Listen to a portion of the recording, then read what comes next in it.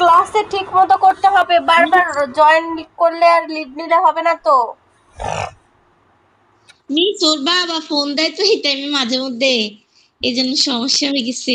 আমাকে বলবেন যে এই টাইমে ছেলে ক্লাস করে, যেন একটু আচ্ছা পরে ঠিক কল আছে, দেয়। ওকে, আচ্ছা ঠিক আছে। আচ্ছা ঠিক বাবা, আছে, তুমি কি লিখলে? ঠিক তোমার আছে। তোমার লেখার ছবি তো পেলাম না ইফতেখার। এখন পাঠাবে, এখন পাঠাবে মিস। আচ্ছা আচ্ছা ঠিক আছে। এখন দেখো আমি অঙ্ক করাচ্ছি, তুমি পরে ছবিটা পাঠিয়ে দিও, এখন অঙ্ক দিকে খেয়াল করো। আচ্ছা সাহেব, অর্ণব, ক্যামেরা অন করো, ইফতেখার ক্যামেরা অন করো। আমি তাহলে ক্যামেরা অন করা। আচ্ছা তাহলে আমি কি বললাম? সেমি হলো সেন্টিমিটার, মিমি হলো মিলিমিটার। সেমি কি? সেন্টিমিটার। মিমি কি? মিলিমিটার। মিলিমিটার। হ্যাঁ। এখন বলেছে ফিতার দৈর্ঘ্য কত। দেখো এখানে পিঙ্ক কালারটা কত সেন্টিমিটার পর্যন্ত হয়ে আছে? মিস 7। সাতের একটু বেরিয়ে এসেছে না? সাতের পর ইয়েস মিস। 1 ঘর, 2 ঘর, 3 ঘর, 4 ঘর, 5 ঘর, 6 ঘর, 7 ঘর। 7 ঘরের পর গিয়েছে 1, 2, 3 ঘর। এখানে হচ্ছে 7, মানে 7 সেন্টিমিটার আর হচ্ছে 3 মিলিমিটার। হ্যাঁ, তাহলে এখানে কতটুকু গেছে? 7 সেন্টিমিটার গেছে। এই ক্ষুদ্রগুলাকে আমরা মিলিমিটার ধরবো, তাহলে কত মিলিমিটার গেছে? 3 মিলিমিটার। ঠিক আছে, তাহলে দেখো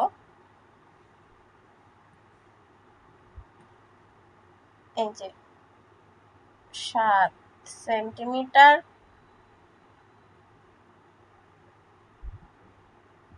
3 মিলিমিটার। ঠিক আছে, এবার বলেছে 1 মিলিমিটার এ কত সেন্টিমিটার। তাহলে এখন বলো তো 1 মিলিমিটারে কত সেন্টিমিটার? আচ্ছা, এটার জন্য আমি আজকে তোমাদেরকে একটা জিনিস বলবো খাতায় লিখতে, সেটা তোমরা লিখবে। ওকে? ম্যাম এটা পারে 1 মিলিমিটার কত সেমি, মানে 10 মিলিমিটার তো 1 সেমি, মানে সেমি সেন্টিমিটার। তাহলে এখানে 10 1/10 হবে। আচ্ছা খাতা একটা জিনিস লেখো, আমি বলি, লেখো কিলাইয়া হাকাইয়া। লেখো কিলাইয়া হাকাইয়া। ফার্স্টে ওপরে লিখবে কিলাইয়া, তার নিচে লিখবে হাকাইয়া। ঠিক আছে, মানে কি ম্যাম? লিখো আগে, তিনজনই লিখো। পরে কি বল? কিলাইয়া হাকাইয়া। মিস কিলাইয়া হাকাইয়া লেখেছি। ডাকাত মারিলে। মিস কোথায় লিখবো? একটার পর একটা নিচে নিচে লেখো। ফার্স্টে লিখবে কিলাইয়া, তার নিচে লিখবে হাকাইয়া, তার নিচে লিখবে ডাকাত, তার নিচে লিখবে মারিলে। কিলাইয়া হাকাইয়া ডাকাত মারিলে।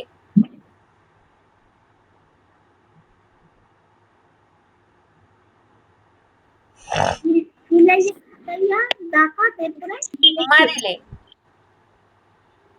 কিলাইয়া হাকাইয়া ডাকাত মারিলে। দেশে ডাকাতের শান্তি মার। মিলিবে। দেশে, তারপরে নিচের লাইনে লিখবে শান্তি, তার নিচের লাইনে লিখবে মিলিবে। দেশে ম্যাম শান্তি মিলিবে। ডাকাতের উপরে কি হবে শুনতে পাইনি। কিলাইয়া হাকাইয়া ডাকাত মারিলে দেশে শান্তি মিলিবে।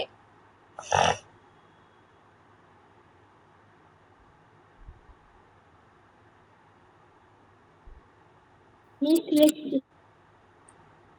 আচ্ছা, আর বাকিরাও কমপ্লিট করো, তারপর বলো। হ্যাঁ ম্যাম লিখছি। এখন এটাতে কি হবে?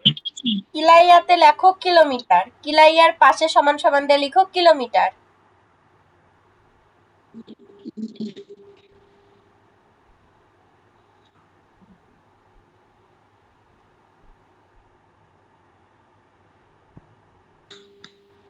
মিস লেখেছি। হাকাইয়াতে, হাকাইয়াতে হেক্টোমিটার। Miss hectometre. হ্যাঁ, হ্যাঁ ম্যাম শুনতে পাইনি। হেক্টোমিটার। হেক্টোমিটার। হুম, তারপর হেক্টোমিটার গেল কিলাইয়া হাকাইয়া। ডাকাত, ডাকাতে লিখো ডেকামিটার।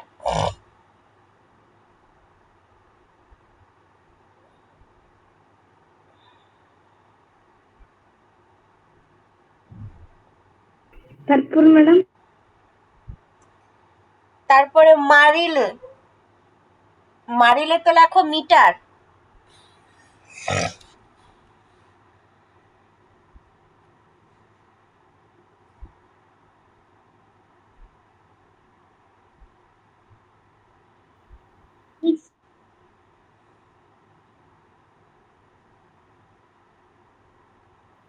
এগুলো দিয়ে কি হবে ম্যাম? আচ্ছা, তারপর দেশে, দেশেতে লিখো ডেসিমিটার। Madam decimetre. হ্যাঁ, দেশেতে ডেসিমিটার।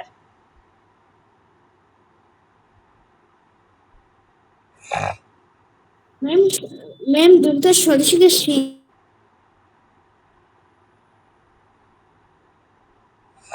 লিখলে? Yes miss. তারপরে তারপরে শান্তিতে লিখো সেন্টিমিটার।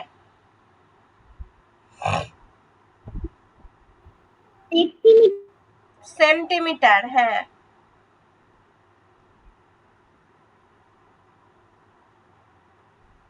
তারপর মিলিবেতে লেখো মিলিমিটার। মিলিবেতে লেখো মিলিমিটার।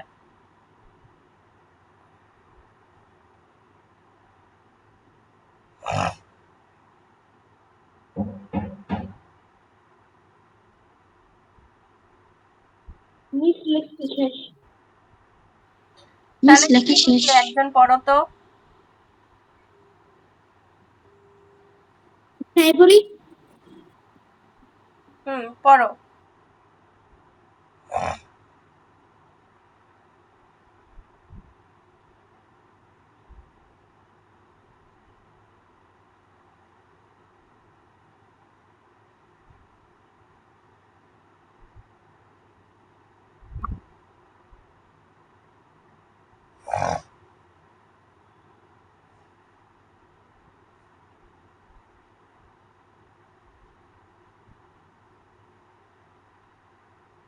ওকে, তাহলে এখন ওখানে দেখে বলো তো, তাহলে 1 মিটার সমান কি জানি আমরা? 100 সেন্টিমিটার, তাই তো?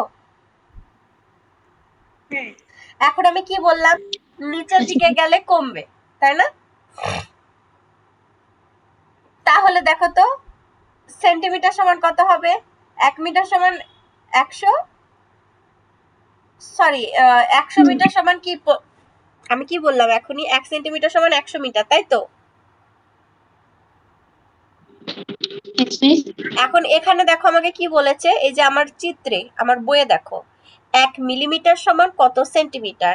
এখন বলো মিলিমিটার উপরে আছে না সেন্টিমিটার উপরে আছে সূত্র অনুযায়ী? দেখে বলো। সেন্টিমিটার। হ্যাঁ, তাহলে সেন্টিমিটার থেকে মিলিমিটারে গেলে কি হবে? বাড়বে না কমবে? সেন্টিমিটার নিচে আছে। মিস কমবে। কমবে। তাহলে কত হবে এখানে?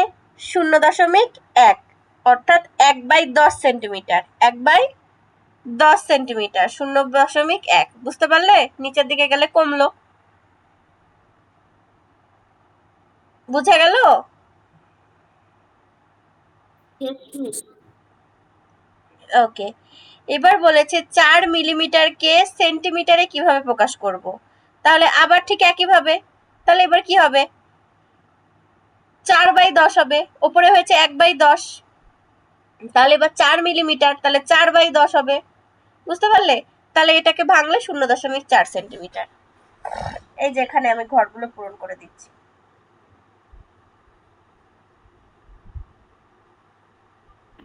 না খুবই সহজ। সহজই তো। 7 সেন্টিমিটার এবং 4 মিলিমিটারকে কিভাবে সেন্টিমিটারে লেখা যায়? তাহলে এখানে তো আমার সেন্টিমিটারটা আছে একটা, দেখো 7 সেন্টিমিটার আছে না? তাহলে 4 মিলিমিটারকে শুধুমাত্র আমি সেন্টিমিটার বানাই দিব। সাহেব ইফতেখার অর্ণব, ভালো করে খেয়াল করো। 7 সেন্টিমিটার এখানে আছে, আর বলেছে এবং 4 মিলিমিটারকে সেন্টিমিটারে কিভাবে লেখা যায়। তাহলে আমার তো এখানে সেন্টিমিটার আছে, এবার আমার যেটা মিলিমিটার আছে সেটাকে শুধু আমি সেন্টিমিটার বানাই দিব। তাহলে এখানে আমার 7 সেন্টিমিটার লিখে দিলাম। এবার এখানে আমার কত, ওপরে কত হবে, 4 মিলিমিটার আছে, তাহলে এখানে কি হবে 4/10, 4/10 সেন্টিমিটার। তাহলে এখন কি, এখানে 7 আর উপরে কত আছে 4, 0.4, 4কে 10 দিয়ে ভাগ দিলে 0.4 হবে না? তাহলে এখানে কত হবে 7.4 সেন্টিমিটার। বুঝতে পারলে সবাই? Yes, ma'am.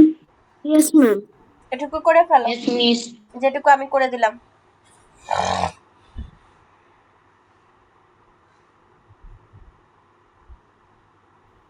Ma'am, done. Miss, एक मिनट।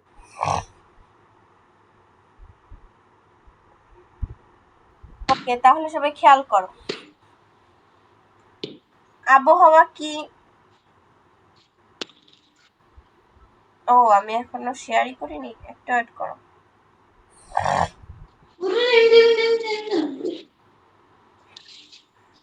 সবাই খাতা পেন নিও, দাগাতে হলে দাগাবে।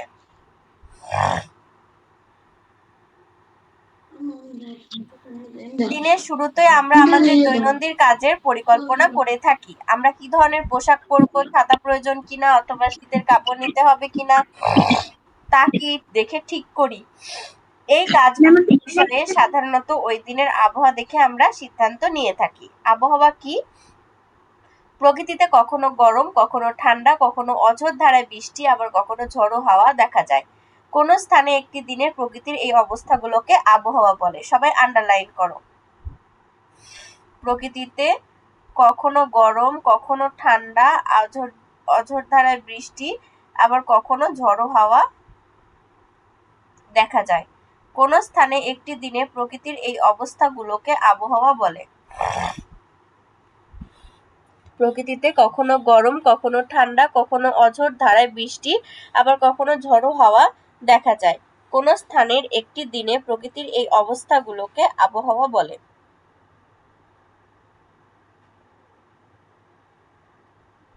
मैम अंडरलाइन করছি। হাই পেন, লাইট পেন দিয়ে। ওকে, তাহলে এটা ইরেজ করে দিলাম।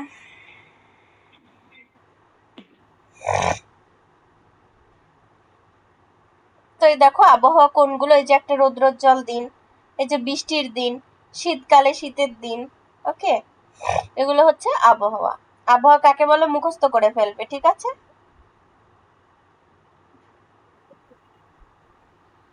Okay, miss. এখন কি বলছে, আবহাওয়া হলো নির্দিষ্ট স্থানে কোনো নির্দিষ্ট দিনের আকাশের অবস্থা, বায়ুর তাপমাত্রা, আর্দ্রতা, বৃষ্টিপাত এবং বায়ু প্রবাহ ইত্যাদি সামগ্রিক প্রকাশ। এই লাইনটা আন্ডারলাইন করো। তাহলে আবহাওয়া কি, আবহাওয়া হলো নির্দিষ্ট কোনো দিনের আকাশের অবস্থা, বায়ুর তাপমাত্রা, আর্দ্রতা, বৃষ্টিপাত, বায়ু প্রবাহ ইত্যাদি সামগ্রিক প্রকাশ। আবহাওয়ার প্রতীক কি, আমরা রেডিও, টেলিভিশন ও খবরের কাগজ থেকে আবহাওয়ার খবর পেয়ে থাকি। এছাড়াও আমরা স্মার্টফোন বা কম্পিউটার থেকেও প্রতিদিনের আবহাওয়ার খবর জানতে পারি। আবহাওয়ার খবরে কি বলা হয়, এগুলো এরকম হতে পারে, দিনের তাপমাত্রা বাড়তে পারে। তোমরা কি কেউ আবহাওয়ার খবর দেখো? আবহাওয়ার খবরে কিন্তু বলে যে আজকে সকালে বৃষ্টিপাত হতে পারে, দুপুরে এটা হতে পারে। আবার বিশেষ করে দেখবে আমরা প্রতিদিন আবহাওয়ার খবর না শুনলেও ঘূর্ণিঝড়ের সময় যখন শুনি কোনো ঝড় আসছে, জলোচ্ছ্বাস আসছে, আমরা কিন্তু আবহাওয়ার খবর নিয়ে বসে থাকি। তো এই তো, তারা আকাশের অবস্থা দেখে, যারা ভূগোল পড়ে, ভূগোল বিষয়ে যাদের জ্ঞান আছে, তারা যারা এগুলো বিষয় নিয়ে জানে, তারা ওই এগুলো নিয়ে গবেষণা করে তারা বের করে যে আজকে দিনের আবহাওয়াটা কেমন যাবে। ঠিক আছে, দিনের তাপমাত্রা বাড়তে পারে, হালকা ভারী বৃষ্টিপাতের সম্ভাবনা রয়েছে, হালকা কুয়াশা থাকতে পারে, অথবা দমকা ঝড়ো হাওয়া বয়ে যাবে। এগুলো হচ্ছে আবহাওয়ার প্রতীক। নিচে দেওয়া আছে দেখো, রৌদ্রোজ্জ্বল হলে ফুল সান, আংশিক মেঘাচ্ছন্ন হলে হাফ সান, বর্ষমুখর হলে সানই আমরা দেখতে পাবো না, প্লাস বৃষ্টি হবে। আর বর্জ্য বৃষ্টি হলে ওই যে একটা ক্রিস ক্রস চিহ্ন দেখছো না, জিগজ্যাগ, এটা হচ্ছে বর্জ্য বৃষ্টির চিহ্ন, প্লাস মেঘ থেকে বৃষ্টি হচ্ছে। বুঝতে পারলে? এগুলো হচ্ছে আবহাওয়ার প্রতীক। ক্লিয়ার করে দিলাম।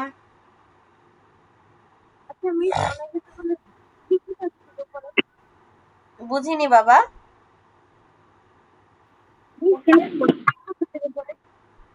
শুনতে পাইনি ওর কথা আমি। এরপর দেখো আবহাওয়ার উপাদান পড়বো আমরা। আবহাওয়ার উপাদান কি? আবহাওয়ার উপাদান বলতে আমরা বুঝি আমাদের চারপাশে কোন কোন বিষয়গুলো আবহাওয়াকে প্রভাবিত করে। এই উপাদানগুলো প্রধানত তাপমাত্রা, আর্দ্রতা, বায়ু প্রবাহ, বৃষ্টিপাত, অক্ষাংশ, দ্রাঘিমাংশ, বায়ুচাপ, মেঘের অবস্থান ইত্যাদি। তাহলে আবহাওয়ার উপাদান কোনগুলো? তাপমাত্রা, আর্দ্রতা, বায়ু প্রবাহ, বৃষ্টিপাত, অক্ষাংশ, দ্রাঘিমাংশ, বায়ুচাপ, মেঘের অবস্থান, এগুলো। ঠিক আছে? এই উপাদানগুলোর মধ্যে তাপমাত্রা, আর্দ্রতা, বায়ু প্রবাহ ও বৃষ্টিপাত নিয়ে আলোচনা করব। আবহাওয়ার উপাদানগুলোর বিভিন্ন অবস্থা অনুযায়ী আবহাওয়া কেমন হবে তা জানা যায়। তাহলে আবহাওয়ার উপাদান বলতে আমরা কি বুঝি? আমাদের চারপাশে কোন বিষয়গুলো আবহাওয়াকে প্রভাবিত করে। এই উপাদানগুলোর মধ্যে কি কি পড়ে? তাপমাত্রা, আর্দ্রতা, বায়ু প্রবাহ, বৃষ্টিপাত, অক্ষাংশ, দ্রাঘিমাংশ, বায়ুচাপ, মেঘের অবস্থান ইত্যাদি। এই উপাদানগুলোর মধ্যে তাপমাত্রা, আর্দ্রতা, বায়ু প্রবাহ, বৃষ্টিপাত নিয়ে আলোচনা করব। আবহাওয়ার উপাদানগুলোর মধ্যে বিভিন্ন অবস্থা অনুযায়ী আবহাওয়া কেমন হবে তা জানা যায়। ঠিক আছে? সবাই আন্ডারলাইন করে নিয়েছো? যেগুলো লাইন আন্ডারলাইন করে দিলাম।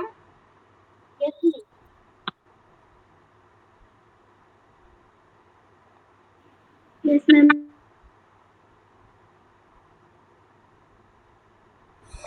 এবার হচ্ছে দেখো কি বলেছে।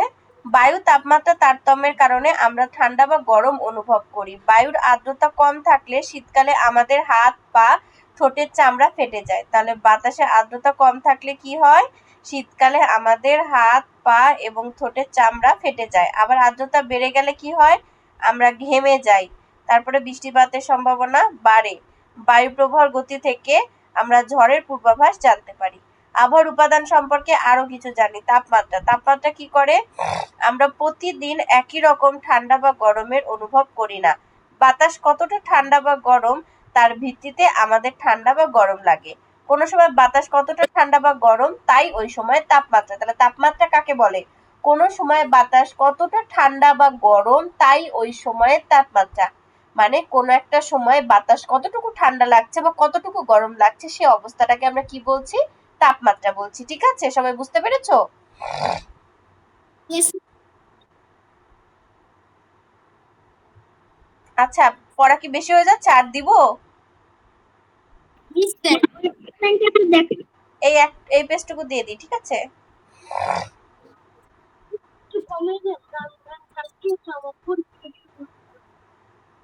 এই যে এই পেজটুকু দিয়ে দিই। একই দিনে সকালবেলা ঠান্ডা এবং দুপুরবেলা বেশ গরম হতে পারে। তোমরা কি জানো কেন এমন হয়ে থাকে? সকালবেলা সূর্য উঠলে তাপমাত্রা বেড়ে আবহাওয়া ধীরে ধীরে কি হতে পারে? গরম হতে থাকে। আবার সন্ধ্যায় সূর্য যখন অস্ত যায় তখন তাপমাত্রা কমে পরিবেশ ধীরে ধীরে ঠান্ডা হয়। তাপমাত্রা যত বেশি হবে তত বেশি জলীয় বাষ্প উৎপন্ন হবে। এই জলীয় বাষ্প পরবর্তী সময়ে প্রচুর মেঘ উৎপন্ন করে। তাহলে জলীয় বাষ্প থেকে কি উৎপন্ন হয়? পরবর্তীতে মেঘ উৎপন্ন হয়। ঠিক আছে? তাপমাত্রা প্রকাশ করা হয় সেলসিয়াস দিয়ে। তাপমাত্রা তাহলে কি দিয়ে প্রকাশ করা হয়? সেলসিয়াস বা সেন্টিগ্রেড দিয়ে। ঠিক আছে? এটাকে সেলসিয়াস বা সেন্টিগ্রেড বলে। আর্দ্রতা। আর্দ্রতা কি? বাতাসে যখন জলীয় বাষ্পের পরিমাণ কম থাকে তখন সেটি বাতাসে শুষ্ক অবস্থা। তাহলে বাতাসে যখন জলীয় বাষ্প কম থাকে সেটিকে আমরা কি বলি? বাতাসের শুষ্ক অবস্থা। যখন এর পরিমাণ বেশি থাকে তখন আমরা বলি আর্দ্র অবস্থা। যখন জলীয় বাষ্পের পরিমাণ বেশি থাকে তখন এই অবস্থাকে আমরা কি বলি?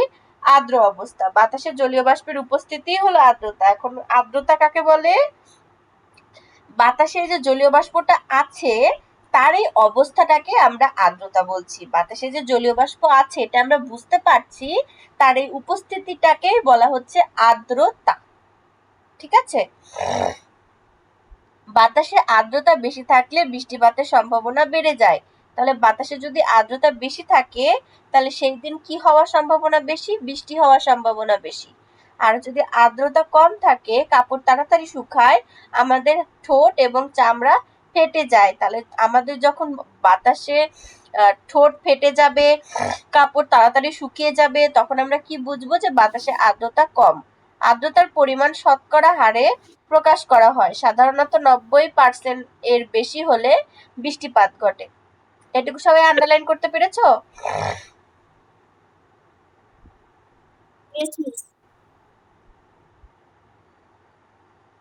সাহেব ক্লিয়ার করে দেব? Yes, ma'am.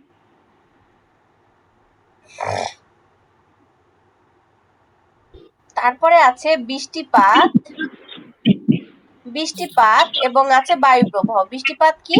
জলীয় বাষ্প আকাশে মেঘ হিসেবে ভেসে বেড়ায়। তাপমাত্রা বায়ুচাপের প্রভাবে ঠান্ডা হয়ে এই মেঘ বৃষ্টি হয়ে ভূপৃষ্ঠে নেমে আসে। বৃষ্টির তুষার, শিশির, শিলাবৃষ্টি সবকিছুই বৃষ্টিপাত হিসেবে গণ্য করা হয়। বৃষ্টিপাতের পরিমাণ মিলিমিটারে প্রকাশ করা হয়। বায়ু প্রবাহ কি? পতাকা বা গাছের পাতার নড়াচড়া দেখে বুঝতে পারি যে বাতাস বইছে এবং বায়ু প্রবাহিত হচ্ছে। তাহলে যদি পতাকা এবং গাছের পাতা নড়াচড়া করে তাহলে আমরা কি বুঝি? যে বাতাস হচ্ছে, তাই তো? আমরা বাতাস কিন্তু দেখতে পাই না, আমরা অনুভব করতে পারি, তাই না? কিন্তু বাতাস বইলে তা বোঝা যায়। আমরা কি বাতাস দেখতে পাই? সাহেব, অর্ণব, বাতাস দেখতে পাই আমরা? বাতাস কিন্তু দেখা যায় না, বাতাসটা আমরা অনুভব করতে পারি। ঠিক আছে? বায়ু কখনো ধীরে আবার কখনো তীব্র বেগে প্রভাবিত হয়। বায়ু প্রবাহের দিক ও গতি দ্বারা বিবেচনা করা যায়। তাহলে বায়ু প্রবাহ কি কি দিয়ে গতিবেগ বিবেচনা করা যায়? দিক এবং গতি দ্বারা। ঠিক আছে? তাহলে সবাই আমার কথাগুলো বুঝতে পেরেছো? আমি আর বেশি দিব না, 113 নাম্বার পেজটাই দিব। এখন বলো সবাই এতটুকু